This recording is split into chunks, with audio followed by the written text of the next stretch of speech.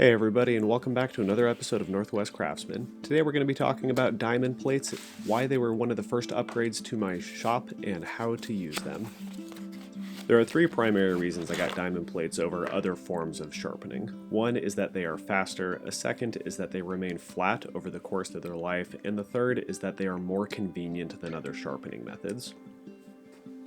In a previous video, I talk about why I sharpen freehand. If you haven't seen that, check it out in the top right hand corner. The first step to sharpening freehand is to make sure you have a secure grip. You'll notice how I wrapped my 3 fingers around it, and I've got 2 fingers on the leading edge of the blade to ensure that I've got even pressure on the tip. The other crucial aspect of sharpening is to ensure that you get your angle right. I shoot for about a 30-degree angle on all of my tools, and you can get that angle by looking at your plate to your blade and what angle is caused between there. What you're looking at here is about a 30-degree angle.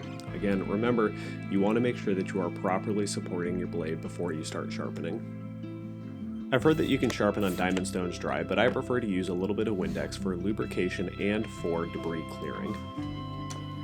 As you approach the diamond plate, ensure you have the secure grip that we talked about.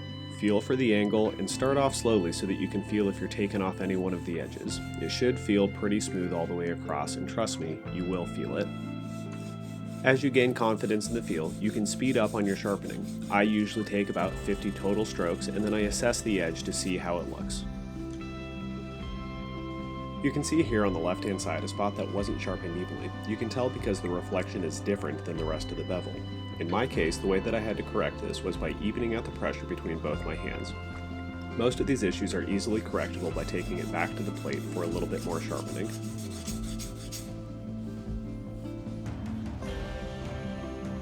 After that, everything looked great. Now the last step is to take the back of your chisel to the back of your blade and run it one time in that direction. This will knock off the burr that was caused by the sharpening on the bevel. Here's an alternate view of that last step. You don't need to put a lot of pressure on your chisel. All you need to do is try and knock that burr off. Here's a view of the nice uniform face that we're looking for. You will notice that the front of it looks rounded. That convex face that you see is caused by the freehand sharpening and provides a stronger leading edge.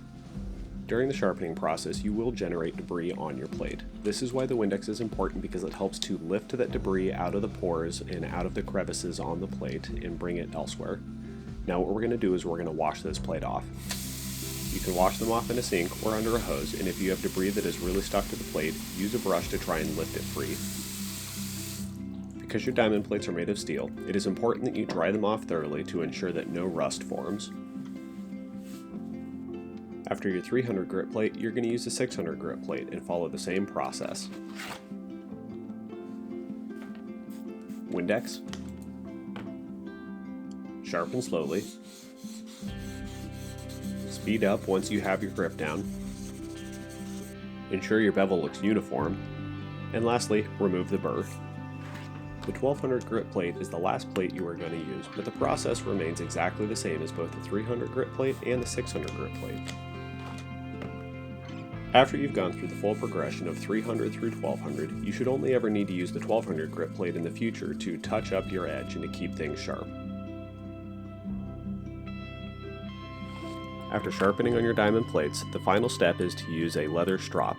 Depending on the compound you use, you can get a multi-thousand grit finish, up to 30,000 in some cases, to provide a mirror shaving sharp finish. I choose to use the green compound on my finish because it is the finer of the green and the white. When I use my leather strop, I ensure that I get fresh compound every time and evenly coat the entire surface. And with your blade for sharpening, provide even but heavy pressure across the surface and drag. You'll notice the compound gets darker as it abrades the surface and provides that mirror-like finish. Repeat this 50 to 100 times until you are satisfied with the mirror finish on your blade. Just like in all of the other steps, you want to check your finish between steps. In this case, you can see that near the base of the bevel there is not nearly as much of a mirror finish. This is because my angle is too high. After correcting the angle, I run it some more on the leather strop. Though the mirror finish is not perfect, the leading edge is the most important part of the bevel, and that has the polish I would like. The final test for any sharpening is to see if it is shaving sharp.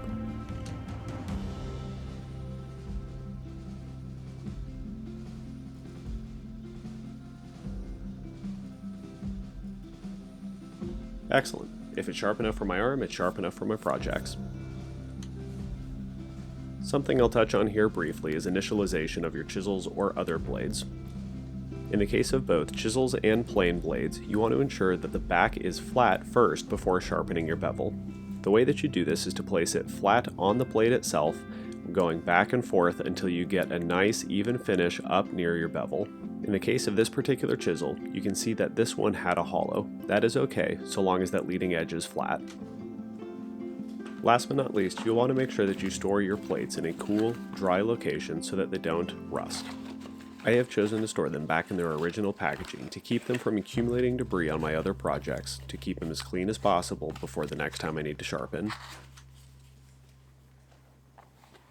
Hey guys, thanks for joining me today. I really appreciate it. I hope that you found this video useful, and I hope that I've convinced you to go out and get your own set of diamond planes. There's two different types that you can get. I got the 3" by 8" versions, but there are also 2" by 6" versions.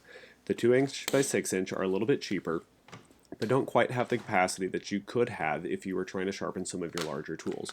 In my case, with just planes and chisels, the 2" by 6" probably would have been fine. However, overall, diamond plates have substantially changed the way that I woodwork because I can sharpen all of my stuff on a regular basis. I highly recommend that you go get your own set because it's truly going to change the way that you sharpen. If you guys have any questions or comments about how I put this together or how I sharpen on diamond stones, please leave them down in the comments below.